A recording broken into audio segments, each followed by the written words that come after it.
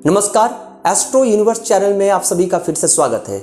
आज बात करेंगे कि मैरिज यानी शादी के बाद, विवाह के बाद आपको शारीरिक सुख प्राप्त होगा या नहीं, क्योंकि यह एक ऐसा सवाल है जो जनरली कोई किसी से नहीं पूछता, पूछने में झिझक होती है, लेकिन यह एक बहुत बड़ा विषय बन जाता है क्योंकि विवाह उपरांत शारीरिक सुख का प्राप्त होना भी उतना ही आवश्यक है।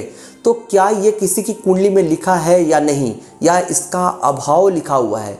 क्योंकि जन्म कुंडली में जो अष्टकूट का विचार होता है उसमें योनि एक ऐसा सेक्शन है जहां से इसका विचार किया जाता है स्पेसिफिकली, परंतु बहुत कम ज्योतिषी भी इस बात को जानते हैं और आप लोगों को तो मालूम नहीं है। यह स्वाभाविक सी बात है कि नक्षत्रों का मिलान दोनों ही लड़के एवं लड़की की कुंडली के द्वारा की जानी चाहिए, और साथ साथ ये भी किया जाना चाहिए कि दोनों की ही कुंडली में पाप ग्रहों का एक दूसरे के साथ कैसा कनेक्शन है, अर्थात राहु शनि मंगल दोनों की ही यानी उभय की ही कुंडली में कहाँ किस भाव में स्थित हैं।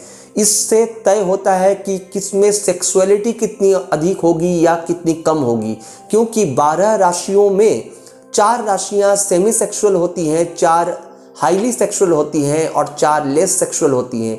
सोचिए भला, अगर किसी लेस सेक्सुअल लड़के या लड़की की शादी किसी हाई सेक्सुअल लड़के या लड़की की शादी हो जाए तो कोई एक तो सफरर हो जाएगा ना वहाँ।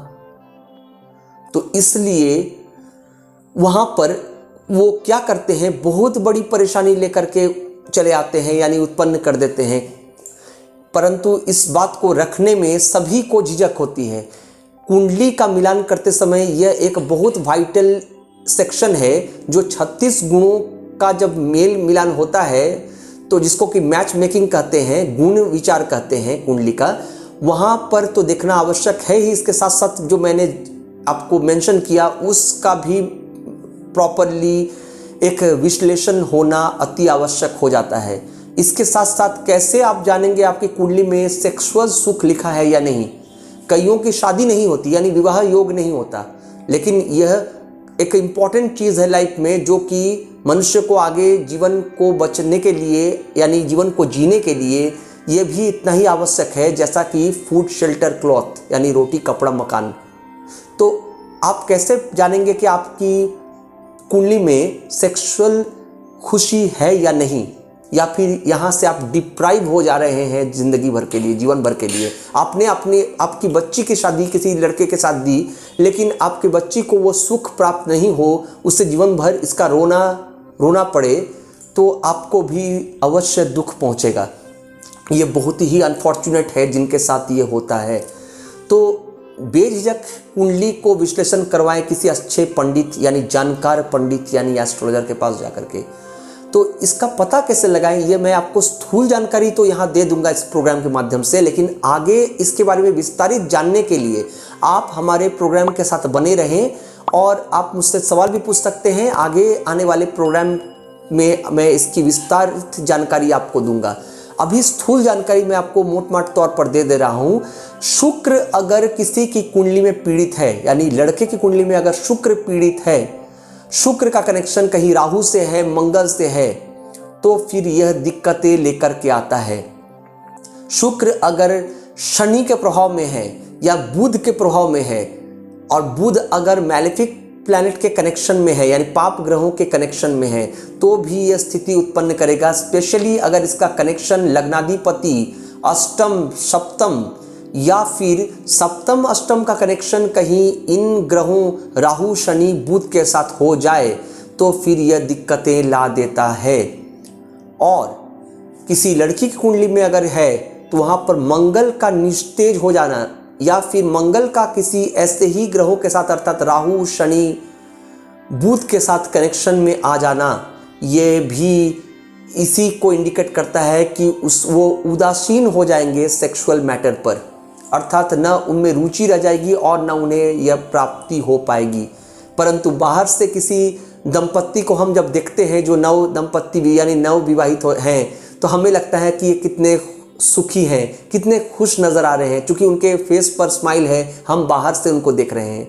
लेकिन अंदर से क्या बातें हैं, क्या सच्चाई है, इसी को हम लोग कहते हैं ग्राउंड रियलिटीज़। और इसको बताने में लोग अक्सर हेजिटेंट फील करते हैं। कई जगहों में संतान सुख इसी के लिए प्राप्त नहीं हो पाते।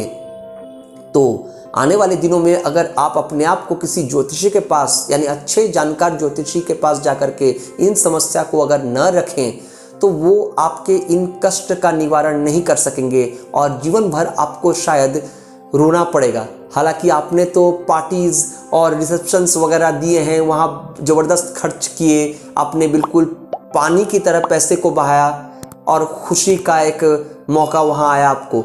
लेकिन ये खुशी का मौका आपके असल जीवन को, वैवाहिक जीवन में आपको क्या उतना सुख दे पाया जिस वजह से आपने विवाह किया? तो यह बहुत बड़ा एक सवाल है जो हम सबके सामने उत्पन्न होता है। तो इसके लिए एक कुंडली का विश्लेषण करवा लेना अति आवश्यक है, क्योंकि शादी विवाह में हम पैसा तो खर्च कर देते हैं लेकिन हम पता लगाना आवश्यक नहीं समझते, क्योंकि बीइंग ए गार्जियन वो सोचते हैं कि जो होगा वो तो देखा जाएगा, किस्मत की बात है।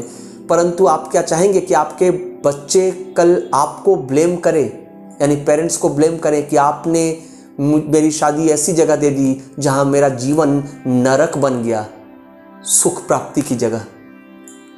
सोचने की बात है। उम्मीद करता हूँ आपको ये प्रोग्राम बहुत ही अलग प्रकार का लगा होगा, क्योंकि ये बहुत ही इम्पॉर्टेंट और वाइटल प्रोग्राम है जो मैंने सोचा कि आपके सामने लाऊं, आपके समक्ष लाऊं।